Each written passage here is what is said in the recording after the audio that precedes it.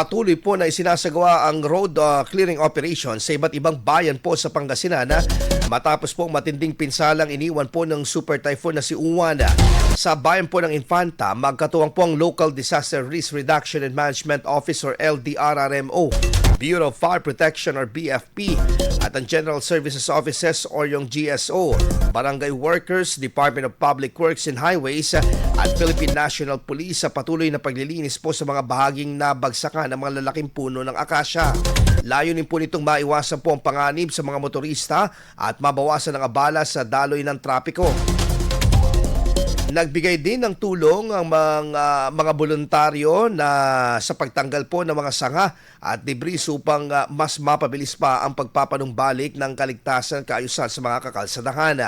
Sa nasabing bayan naman po ng San Fabian, nagpapatuloy ang clearing operations upang agad na maalis ang mga nakaharang na debris sa mga pangunahing daan. Tinitiyak din ng clearing operation team na maging ligtas at matadaanan na muli ang mga kalsada ng mga motorista. Para naman daw sa mga nangangailangan ng agarang tulong, bukas ang emergency hotline ng MDRRMO San Fabian sa numerong 637-6963 sa kanilang landline at 0951-05-06970 at 0956-922-5855 at 0917-807-1183 sa kanilang mga mobile lines. IFM News. IFM News. IFM News.